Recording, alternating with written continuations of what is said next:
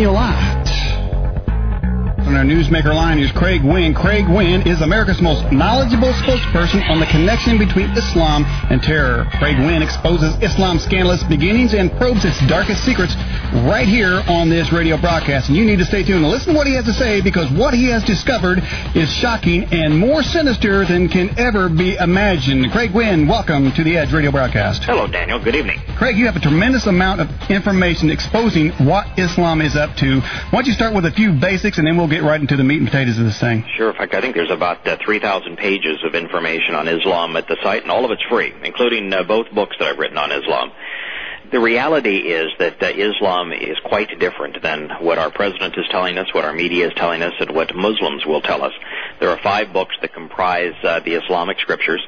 Unlike Judeo-Christianity, where you have a Bible that is written chronologically and provides context and is in of itself sufficient, with Islam, the Quran is utter gibberish. It has no context, it has no chronology, and therefore, to be understood, it has to be reordered chronologically and set into the context of Muhammad's life. And the only way to do that is to read and understand the Sirah, which is the biography of Muhammad, and the history of the formation of Islam. And when you take those 2 books and you put them, which these books now are the only books that tell us about Muhammad and the formation of Islam. He is unknown to secular history. And you put them into the Quran, what you discover is the most revolting, satanic, violent, political and religious dogma ever conceived by humankind. The Quran is literally a declaration of war against all mankind. And the Hadith, which is the words and deeds of Muhammad, is a terrorist manifesto. Muhammad, as he is depicted in his scriptures, the Quran and Hadith, was a terrorist, having led 75 terrorist raids.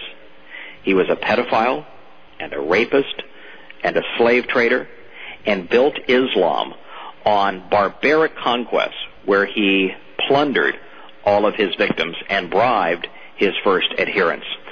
So when a fellow like Osama bin Laden says, I am following Muhammad's example, and our media and our politicians say that he has corrupted Islam, it is Osama bin Laden who is telling the truth, and not our politicians or our media. Wow. Well, that was an amazing opening statement about your knowledge and information concerning Islam. What you said is not the peace-loving religion that we've all been led to believe. Even our own president is trying to indicate that. Is that so? That's not exactly the truth, is it? Well, our president is lying to us about Islam.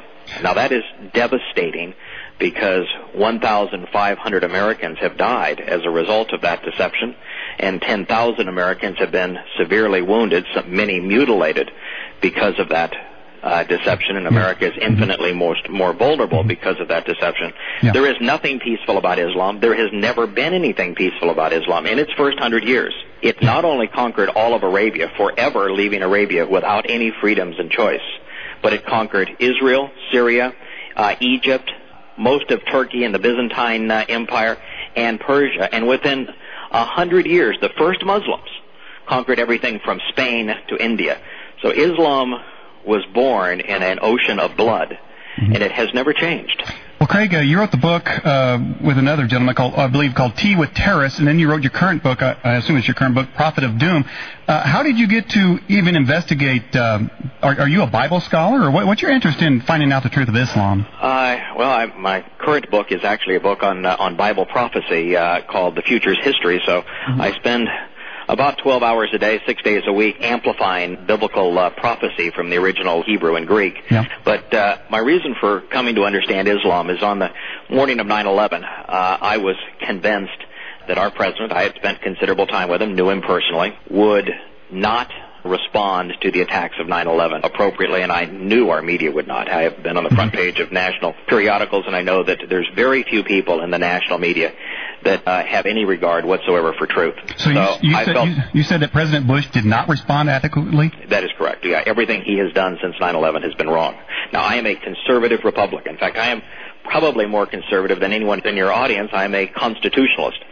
And I was positive that he would respond wrong. He actually did respond wrong. In fact, his initial statements talking about his belief that this was Al-Qaeda as opposed to Islam, his initial response that Islam was a loving and peaceful religion, that the God of the Bible and the God of the Quran are the same God.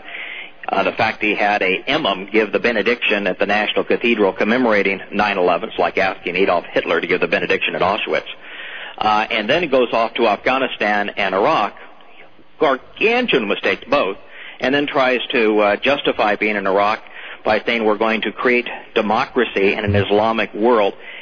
Every one of those things are grotesque mistakes that display either a complete ignorance of what Islam is or a desire to be political, knowing the truth, and instead deceiving the nation. Yeah, well, in your view, why did President Bush respond in the way that he did? Well, he told me before he was president that the reason he wanted to run is he wanted a crisis when he was in the White House, that he would shine in a time of crisis.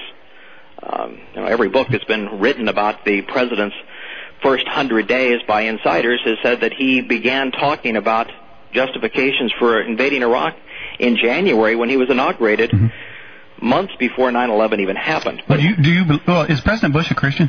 No, I don't believe so. I know that's what he says, but you cannot, for example, have a roadmap to peace which gives Israel to Muslims if you were a Christian. If you were a Christian and you were part of an organization called Skull and Bones, which is a purely satanic organization, and you were asked about your time in it, you wouldn't say, hey, that's secret. What you would say is, I was young and foolish, and I should not have been part of that organization.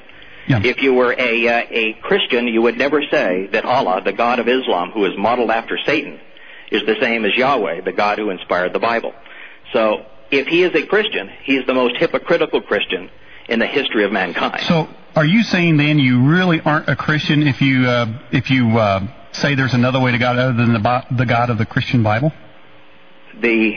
According to the Scriptures, the Old Covenant and the New Covenant Scriptures, there is only one way to heaven, and that is to trust the atoning sacrifice of Yeshua.